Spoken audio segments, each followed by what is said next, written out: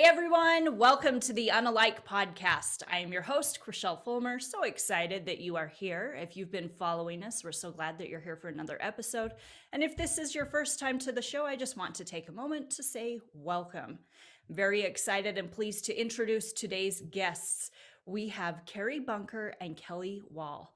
They are twin sisters who are identical and have spent the last 41 years of their life together. Kerri and Kelli, welcome to the show. Good morning. Thanks for having us on the show today. Yeah, I'm so excited to catch up with you. So for those who are watching, you can see that Kerri and Kelli look very much alike. For our listeners, I'm looking at two beautiful ladies with long dark hair, both parted on the side, their bangs in the same spot. In fact, a little bit of a spoiler alert, just in talking with Kerri and Kelli earlier this week, they told me that for the very first time in their lives, Kelli cheated on Kerri by going and getting her hair done and putting some color into it that isn't consistent with Kerri's color.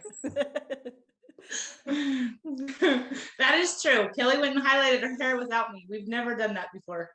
That's amazing. Never. So you guys are both school teachers and in fact teach at the same school. How fun has that been to see some of the same kids come through? So we teach at the same school and we have for the past 19 years. And I currently teach 3rd grade and Kelli teaches 5th grade. And so it's very, very, very likely that she'll have the same students I had 2 years later. I feel like we at least get half of my class that has been in her class prior, and it's always fun because they will compare us constantly. We have a little joke that one of us is the evil twin, and so our class competes with each other about who's the evil twin in the school. Of course it's her, or according to me it's her. So what are some of those differences the kids are picking up on? You know, we've been told different things like she wears more makeup, or what else have they told us? Face shape, which I think is really weird. The kids always say that I have more of a round face shape and Kelli's is longer. And so a lot of people identify us that way, and students will use that as an identifier as well. Yeah, so they can pick up on that. Do you have students who, until last week when Kelli cheated, do you have students who get through the whole school year and are never able to tell you apart? I think there are some. For the most part, though, they get to know us pretty well, and so they can identify the personalities. When I taught 1st grade, I would think that was a much more likely situation where the students couldn't tell us apart. I think parents have a harder time than students, let's be honest. And if we're not with each other, or it's an unfamiliar setting, so maybe it's drop off and they're walking by, they'll oftentimes, "Hi, Mrs. Bunker." And I always just say hi. I never correct them. It's just more challenging to say, "No, I'm not Mrs. Bunker, I'm Mrs. Wall." So I think that is more common when we're not in our familiar setting. Yeah, exactly. So let's rewind. Let's go back, clear back 40 years when your mom was pregnant and found out that she was going to have another baby. I know she'd already had a couple of older children and all singles. And also I've learned a new word, everybody listening, in the twin world. So as those of us who are not twins, we all have a word, right? We call two people born at the same time a twin. But something I've learned this week is that twins have a word for the rest of us. And that word is singleton. Singleton. Yes, that is the word for the kids who don't have another person just like them. So your mom had some singletons already and then found out she was pregnant. And so take us back there and walk us through a little bit of first how your mom found out she was pregnant and what transpired from there. My mom found out she was having twins. I don't know what the scenario was when she found out she was pregnant. I think she probably just assumed that it was like all of her other pregnancies and that there was just one baby. But when she found out she was having twins, it was in July, and she found out on a Friday, and we were headed on vacation shortly thereafter. And the doctor called and tried to tell her all evening that she was to go immediately to bed rest because of the situation. And the doctor was unable to get a hold of her. So she ended up going on a 12-day vacation, boating, camping, without any kind of repercussions, which is lucky. But she was in a state of shock. They had done an ultrasound, and discovered that there was twins. She called my dad, who I think was even in more of a shock than she was.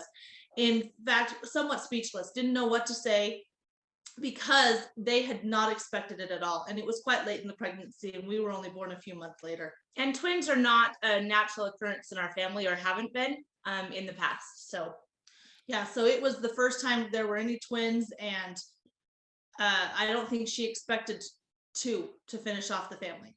So this was completely out of the blue. And so, yeah, we can, everyone, all of us listening can just imagine the shock of going in, hearing 2 heartbeats and finding out there is in fact 2 of you inside.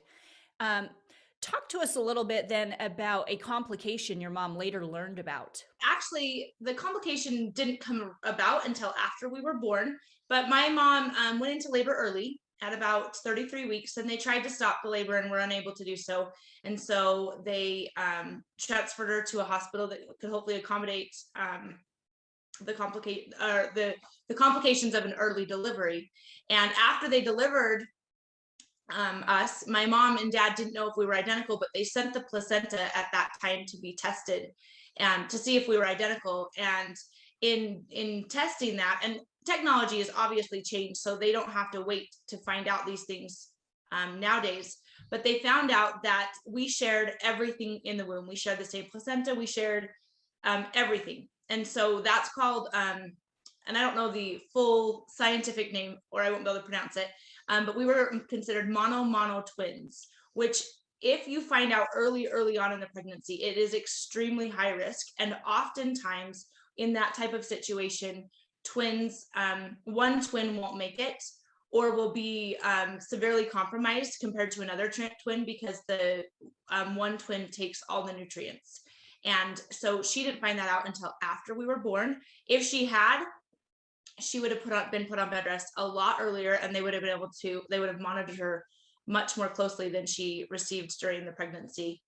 And oftentimes people with who are mono twins, they end up having surgery. The mom, while she's pregnant, has surgery for this thing called twin to twin transfusion to try to prevent one I'm just going to say student because I'm a teacher, one child from taking one baby from taking all the nutrients from the other baby. So sure. And I have heard of that. I sometimes run into people who say, oh yeah, when I was conceived, I had a twin, but only one of us survived. So I think that is maybe a little bit more common than some of us may realize. So mono twins, and you guys completely made your way through that. Your mom had no idea what that was going on, and you guys have been completely healthy, have never had any health complications, which is just amazing, given all things considered of what your mom went through to get you here.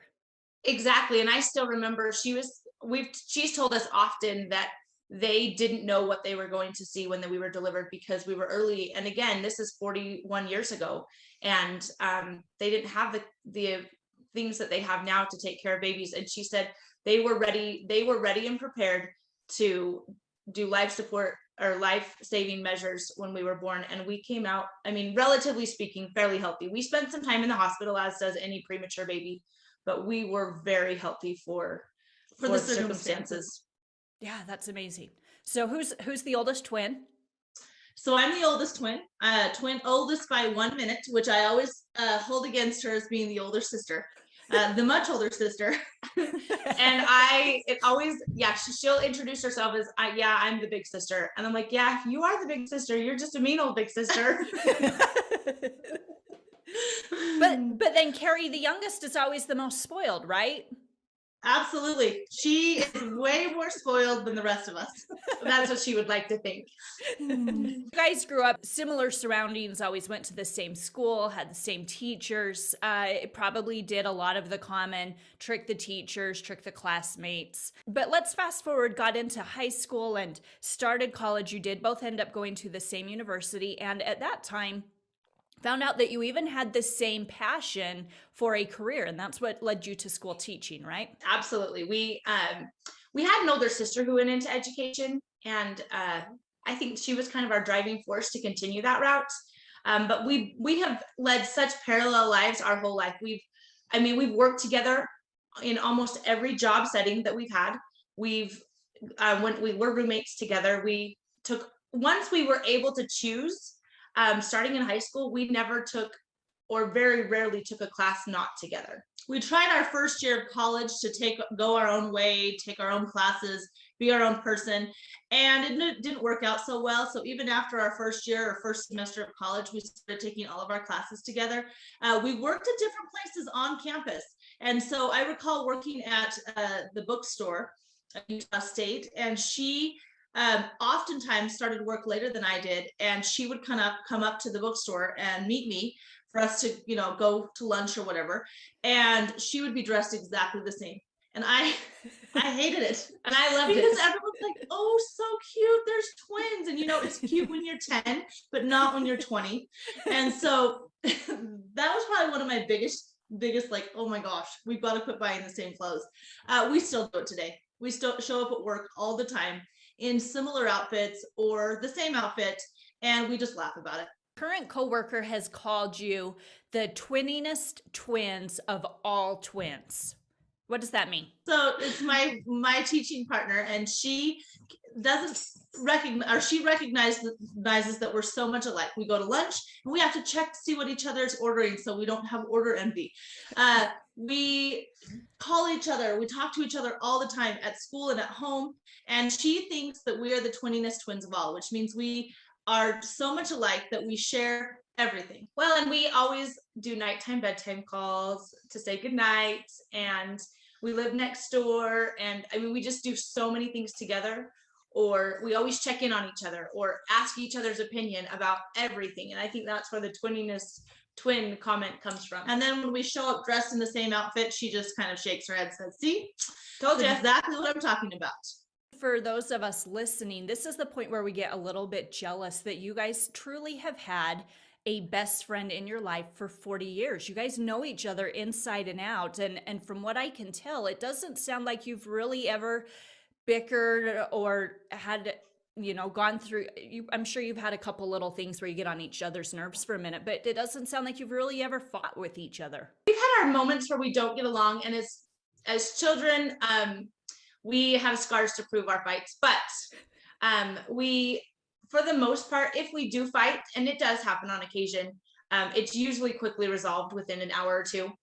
It's not something that we hold a grudge for or drag on for days or months on end. I want to move into what happened after college. You both began to work, you found your jobs, you're working in the same school and still continuing to date.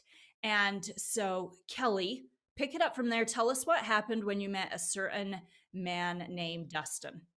So Kerri and I had been teaching for quite a few years, and we'd build a house together. And Kerri was, let's just say, she enjoyed dating way more than I did. Hardly ever dated because I did not love I didn't love the spontaneity of it. I didn't love the unknown. So lo and behold, somebody took pity on me and set me up on a blind date with this boy named Dustin. I went out with him, and it was a fairly slow progressing relationship, but consistent. And so I would say after about 7 or 8 months, we became fairly serious. And it wasn't long after that we were engaged to get married. Well, his best friend happened to be on a mission at the time, and we had to wait for his best friend to come home from his mission so we could get married. So we waited another 6 months to get married so that his best friend could come home. And he kept telling Kerri, he kept saying, well, when my best friend gets home from his mission, I'm going to set you up on a blind date. And so through the anticipation of that, we didn't think it would work. My husband's younger than me, and kind of an unlikely match if you look at the scenario. And so we didn't really put a lot of stock into the fact that his friend was going to come home and, immediately decide that Kerri was the one. But that's kind of what happened. In fact, Dustin happened to talk to his friend while he was serving the mission. He says, okay, I'm dating this girl. We're engaged to be married. I would really love to set you up with her twin sister. And his friend basically said, I'll do it as long as you're there. Because he also knew the age difference and was a little apprehensive of going out with this older woman. And so he said, I'll go for your sake. And he basically told him he'd do it just to be nice. And that's we're 6 years apart, so it's because I know everyone's thinking, okay, so how old are they in comparison to their husbands? So we have a 6-year age difference. And when you're 27 being set up on a blind date with a 21-year-old, it seems Pretty drastic. very drastic. Yeah, and 21, let's just be honest, 21-year-old men are very different from 27-year-old women. There's a lot of growth and maturity that happens, I think, for all of us in our 20s, and especially the early 20s, where we've only been out on our own for a couple of years. We're kind of finding ourselves going through a self-identity purpose, and this mission that you guys are talking about is a church-based mission where young men of your church are voluntarily serving in their church for 2 years. So they're away from mom and dad, living in another state, perhaps another country. And that in and of itself is a huge learning and growing process. But still, you come home and you're now 21, 22 years old. You guys have both completed college. You've been working on your own. You've bought a house together, built a house. Yeah, understandably, that could be a little bit intimidating. And it was definitely intimidating, I think, for both sides. Yes, for sure. So Robert, we're talking about, is now Kerri's husband, but what was that first date like, Kerri? So I had Dustin ask him if he'd go out with us on like a barbecue. So they technically met the week before at our wedding. So the very first interaction I had with Robert was at Kelli and Dustin's wedding. And let's be honest, Kelli and Dustin were trying their darndest to match us all day long. They tried to find reasons to get us together. And the bouquet tossing, miraculously landed in Kerri's hand. The garter miraculously landed in Robert's hands. Robert's, I call him Rob. His corsage fell off 1,500 times that day. And who did he ask to put it on? Me. Apparently I'm a terrible corsage pinner, but needless to say, it was always me pinning that thing back on his suit. Anyway, so that was our first interaction. But the next week, it was our birthday. And I asked Kelli and Dustin, I said, do you think Rob would come? And so Dustin technically asked him out on our first date. And that's the day we met, and we hung out all day that day. And he's fresh off of a mission. He doesn't have a car. So here I am driving him home at night after our technical first date. And he asks me to get out of the car to meet his dog Buckles. And I'm like, okay, well, that's strange. So I get out to meet the dog Buckles so he can give me a kiss. And from there the rest is history. We were married 9 months later. I got chills, you guys. It's interesting. My relationship progressed very slowly. Hers progressed very quickly. We were engaged within 6 weeks and married 9 months after, almost to the day after we met. We still can't say happily ever after, because now you want to introduce kids into the family. And so this is a fun story. And it sounds like everything up to this point has just been wonderful, but we have not even yet touched on the best part of all, right? So no, not at all.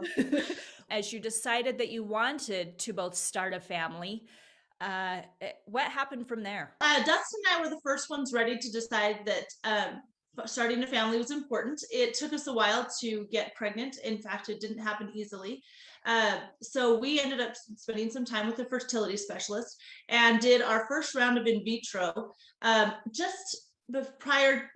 want to say it was 2.5 years after we got married, that we did in vitro, and miraculously it worked. And we found that we were pregnant, and we found out that we were pregnant with a set of twins. Wow. Okay. Let's pause there. It was there, a shock. Take that in. So you were doing infertility treatments, but still really did not have any clue that you would end up with twins. No, I think as a twin, I've always wished that I would have a set of twins, probably because I've lived it and how wonderful it's been, but never in a million years did I think I would get lucky enough to have a set of twins. Sure. It was a shock. I remember the finding out the news and kind of being like, is this real? Is this happening to me? And it was, and it actually ended up being one of the easiest pregnancies, minus the fact that they were delivered prematurely. Everything was perfect and easy about it. Twin girls born, and are they identical or fraternal? They are fraternal. In fact, night and day difference. They don't even look the same. They don't act the same. In fact, sometimes I have a hard time telling that they're siblings, other than I know that they're mine. So they're very different. Okay, so Kelli, you had twins. Kerri, what happened next? My husband was going through school, and we were really not in a financial position to have, you know, or go through what she went through. But so I remember when Kelli delivered the twins, my mom made a comment, "Oh, Kerri, I'm so glad this is not you. You couldn't afford them right now." Mhm. And lo and behold, I'm getting older. I'm approaching, well, I am 30 at this point, or 31. And I knew that I wanted kids, and I knew that she had trouble. And I'm thinking, okay, we're identical. So if we're identical, what's the likelihood of having very similar problems to what Kelli went through? And so I decided, even though we weren't in a position to spend a ton of money on this, I decided that I needed to go get checked at the fertility specialist as well, which I'm grateful I did. And 3 months after she delivered, I ended up doing a round of in vitro as well, after finding out some grim news about having children. And I ended up getting pregnant with twins as well on my first round of in vitro. And so we have our first set of twins is 11 months apart in age. That's outstanding. 4 kids in the first year. Yes. And I mean, it's just crazy. I still remember back at that time, and I went up and saw Kelli often. We lived fairly close to get to one another. And so I would go after work every day and hold those little babies. And I just was so excited. And then holding those babies, knowing that I had my own set of babies growing in my belly, was just awesome. It was so awesome. And it was fun because she had just gone through it. So I could bounce ideas off of her, and we could compare pregnancies and all of that. And it was just so fun. And it was interesting. It was fun too, because when hers were born, they were born at the same hospital that I delivered at, and they were in the same NICU that my girls had been in. And we obviously a lot of the same nurses, the same doctors were still there. So in fact, I think when I walked in the first day, they're like, "What? Didn't you just have a set of twins?" And we joked about the fact that I had set of twins, but that we were twins. And so it was kind of fun to tease the doctors and nurses about that. But different thing, on that pregnancy, my pregnancy came with lots of complications, whereas her pregnancy was pretty much of a breeze. You'd think, oh, hers was easy. Obviously mine's going to be. And that pregnancy was so hard on me. We had lots of problems. Yeah. And you indicated you had a little bit of grim news, and some of that being that you either wouldn't have any more children, or that you would never be able to have children on your own. So this next part of the story really is fascinating, right? This is. So I was told when I did in vitro the first round that if I ever wanted to have any more children, that I would need to freeze embryos right away, actually, in order to give me the best chance of having children of my own without doing any type of donor egg or donor sperm.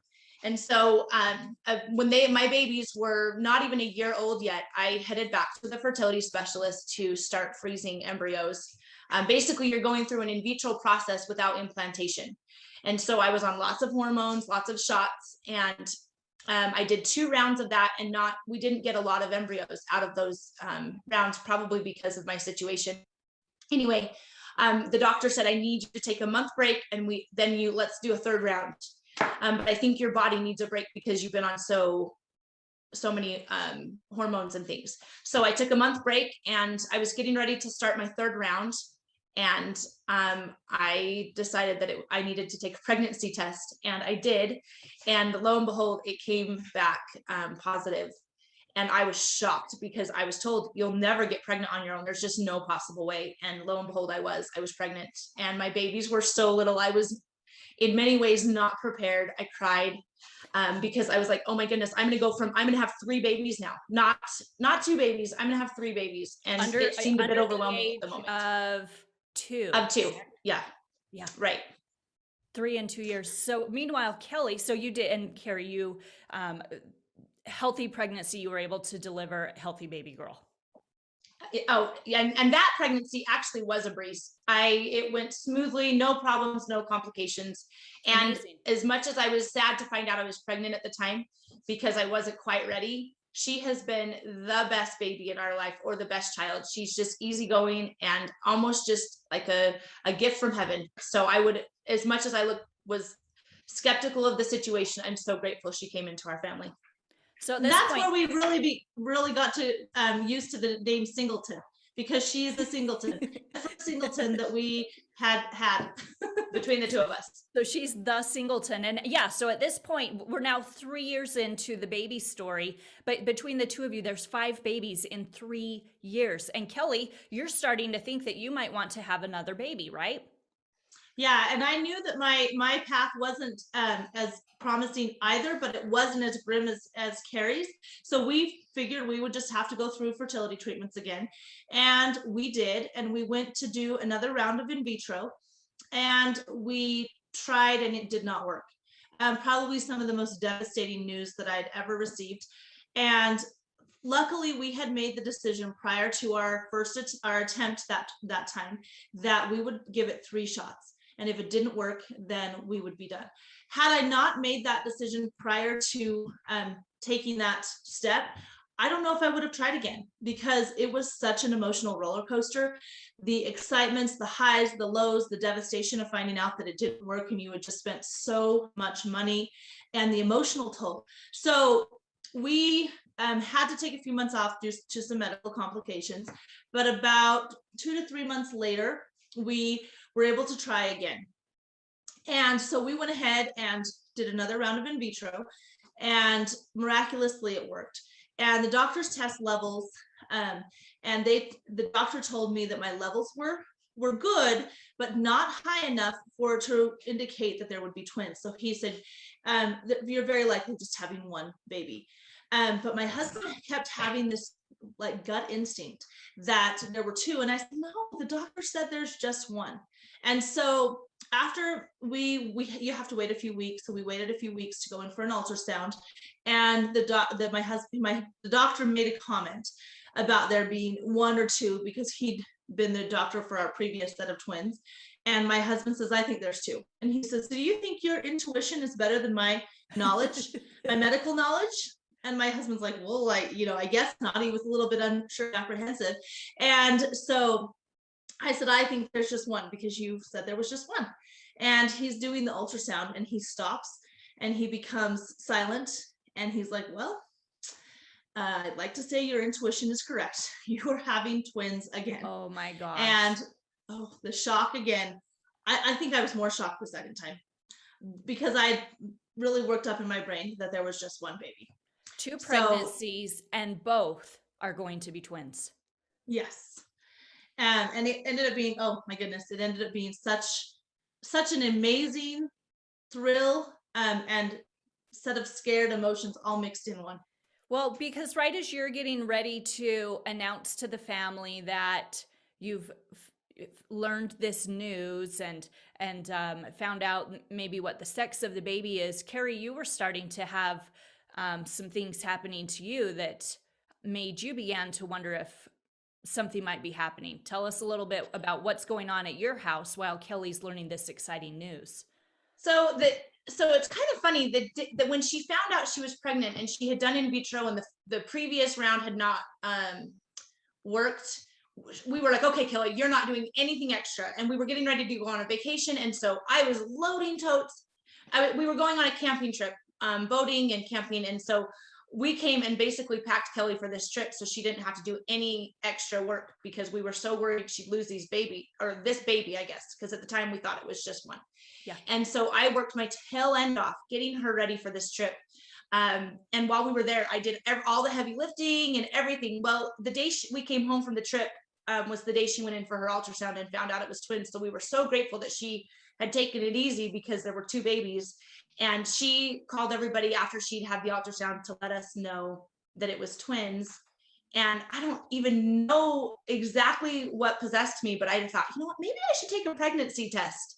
You've been told you won't have kids. You've already had a cute little singleton, and but now something in your mind, again, you know you can't get pregnant, but something in your mind says go take a test. So I did. I ran to the local Walgreens, I think, and grabbed a home pregnancy test. Came home. My husband was at work. I took the test. It was positive. So I immediately call him and I say, what should I do? And I said, do you think it's real? And he said, well, do you think we could call the hospital and get in for blood work? And within a few hours, they was able to go in and get a blood test. And they called me not long after I even had the blood test to let me know it was positive. And so she had just announced to the family she was having twins. And she had announced to her twin girls by giving them twin dolls that she was having 2 babies. And in the midst of all that, here's my phone call comes in. And I say, I've got some news you're not going to believe. And she says, what did you say? You told me that you were pregnant, and I said, what? You are not. I thought she was trying to steal my my thunder and ruin my story of excitement.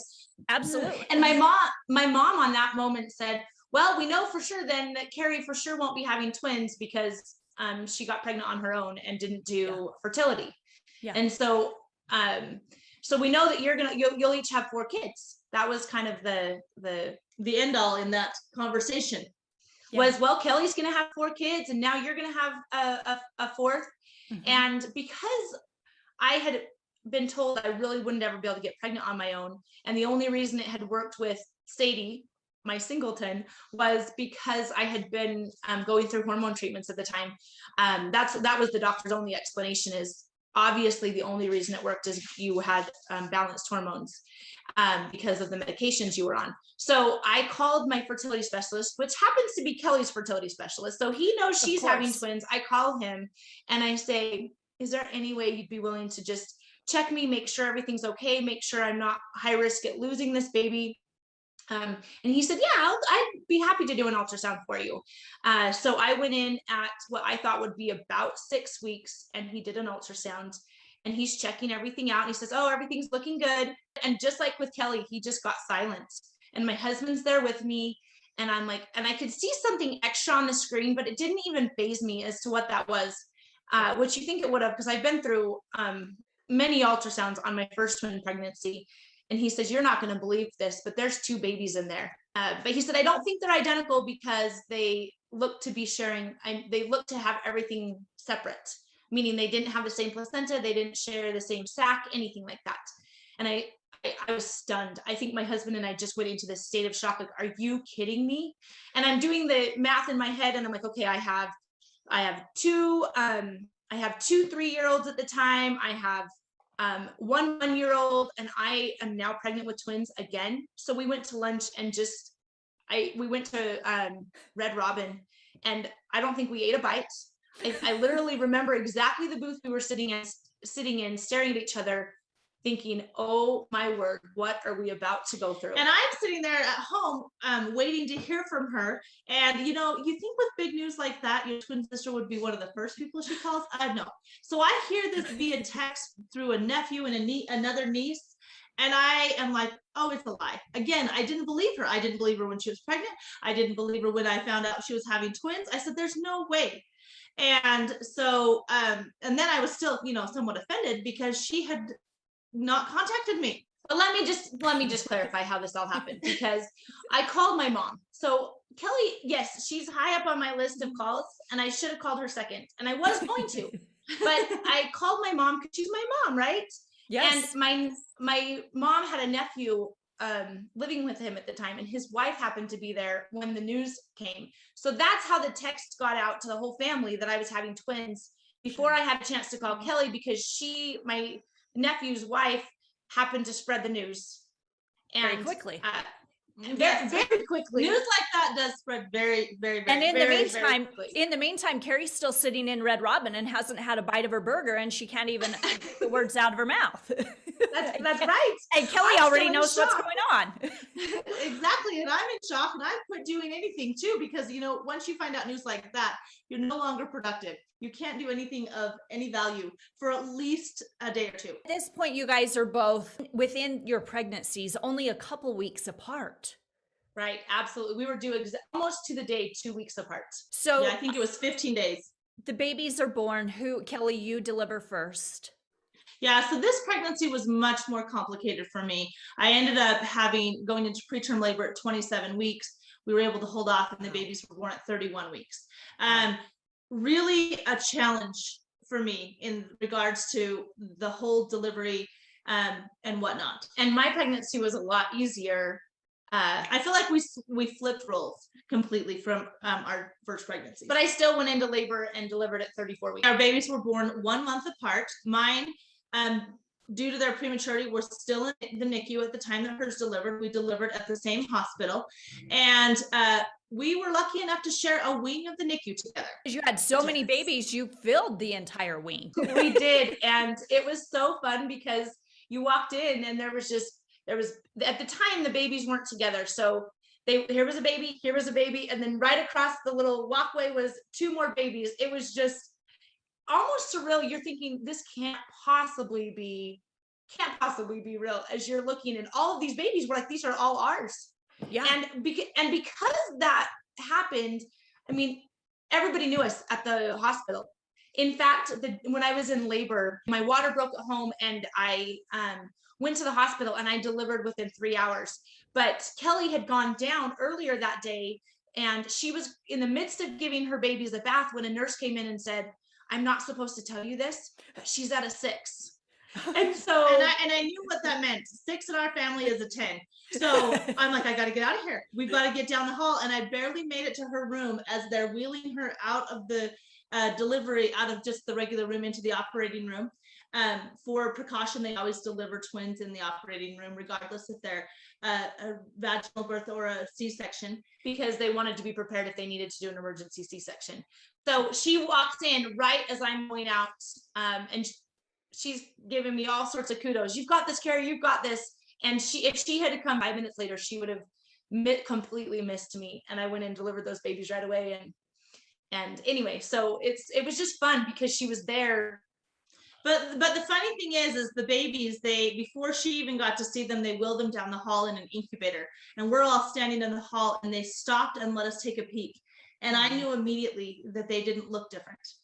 I'm like, I have never seen 2 babies that look so much the same. Besides size, they were a little bit different in size. I couldn't see a single difference. 9 babies in 5 years, 4 sets of twins. And yeah, tell us, so out of the 4 sets, how many are identical? The only set that's identical was my last set, my spontaneous set of twins that came, the ones I delivered last. The other ones, she has a fraternal set of girls, and I had a fraternal set of boy-girl. And then her second set was a fraternal set of a boy-girl fraternal set. And then my last set happened to be an identical boy set. However, at the time we didn't know they were identical because, again, they didn't share anything in the womb. And in order to be identical, the egg would have had to have split very, very, very early.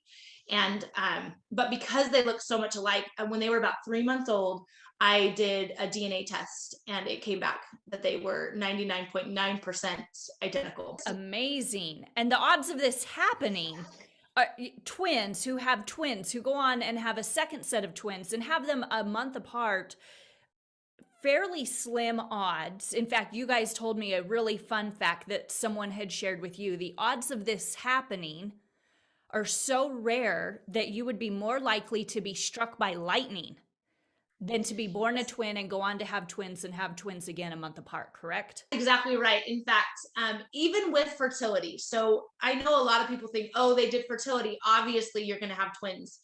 The chances even on in vitro of having fertility, although it does go way up from just a regular pregnancy, is still very slim. I want to say it's like 20% or less. It's not the odds are not high to have twins just because you did in vitro. So even though we did 3 rounds of in vitro that took with twins, the fact that they all ended up in twin pregnancy is pretty remarkable. In fact, my fertility specialist, when I went in on the last set, and he says, "I think you guys need to go to Vegas because obviously you can beat the odds." It's clear that you guys know each other inside and out. So I wanted to ask a couple of questions, if that's okay. Sure, let's do it. Okay. Kelli, we'll start off with an easy one. What is Kerri's favorite food? I'm going to say my favorite food, anything Italian. So lasagna, spaghetti, Alfredo, anything Italian. Yep, she's got it. She got it right. Okay, that's a point for Kelli. Shoot. I hope I can answer this correctly. Kerri, what did Kelli have for dinner last night? Taco Bell. She's right. She's right. And it was, I didn't have Taco Bell. I just happened to know that she picked it up on the way home from work. But that's how much you guys know about each other. Here's another one. Kelli, what did Kerri say? We kind of talked through this. What did Kerri say when she found out she was pregnant the second time? What did Kerri say? I have no idea. I can't believe this, or oh my heck, I don't know. I actually don't know the answer to that. I'm not sure what I said. I'm not sure what I said either.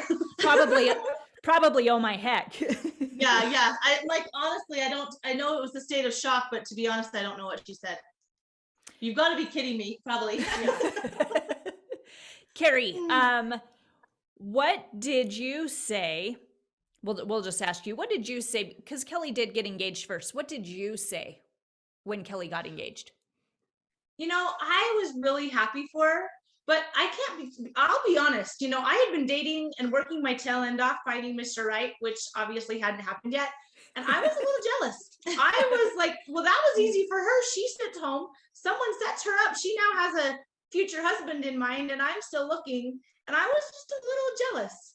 Because happy for her, but jealous. A lot. Kelli told us you were working the playing field. You were going. And I was a nervous wreck because I was confident she was going to get married first and leave me alone.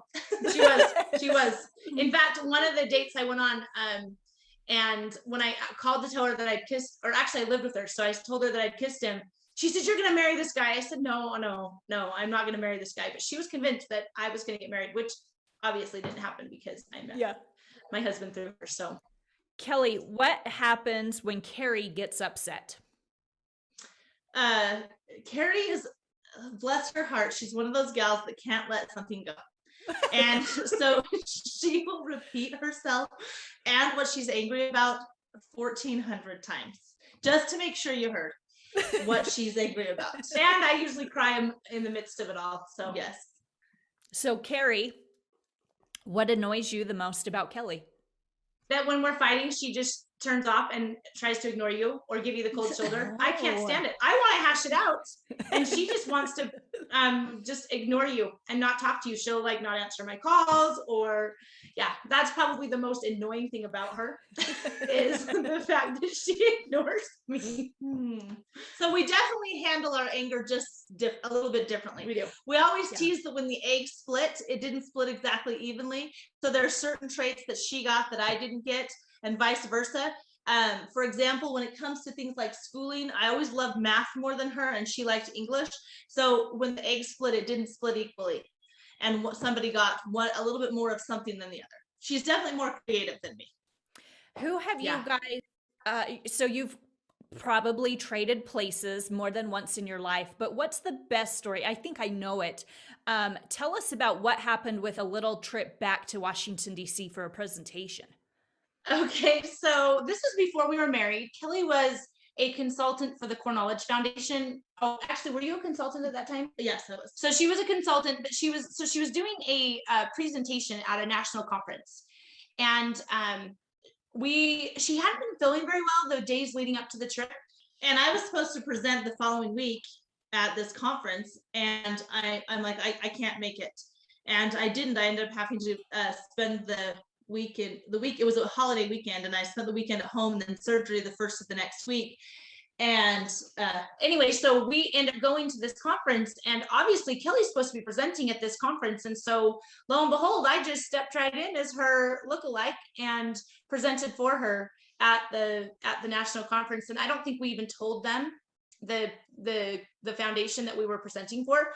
I don't even think we told them that it was not until after the fact, which in essence landed me a job as a Knowledge consultant as well. So because I presented, and I was able to become a consultant, just like Kelli. Yeah, that's taking trading spots to a whole new level. I mean, on a national stage, you guys traded places and no one knew.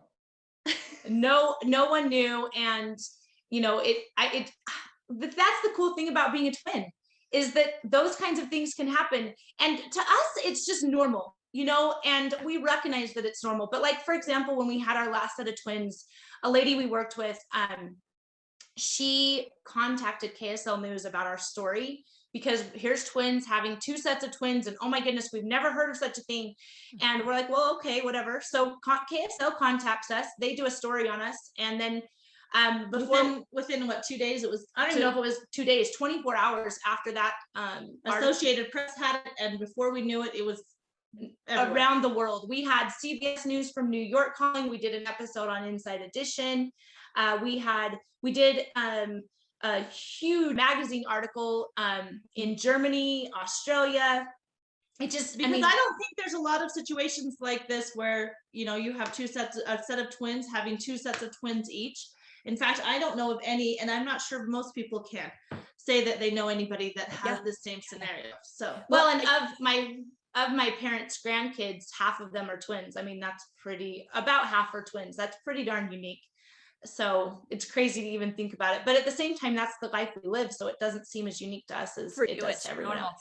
Well, definitely a once in a lifetime story, and such a fun story to share. Our time is up, but we've had so much fun visiting with you guys today. We appreciate you opening up and sharing a little bit about the struggle it took to get the babies here, but 9 babies in 5 years, absolutely remarkable. We can only imagine what those family gatherings must be like, but we know that it has to be just so much fun. Thank you guys for taking time to catch up with us. Thank you so much. We've thoroughly enjoyed it. That was fun to share.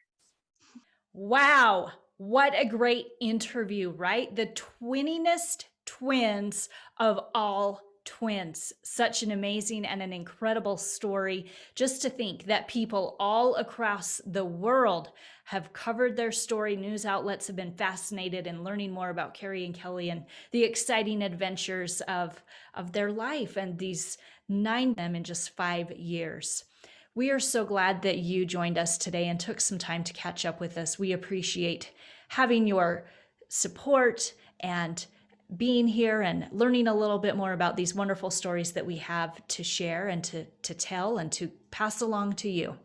You can follow us on social media. We're on Instagram at un+alike podcast. We're also on Facebook. Don't forget to like and subscribe. Catch up more on all the fun adventures we're having over at Peace and Quilt. And of course, follow along over there as well. But until next time, have a great day, make it a great week, and we'll talk to you later.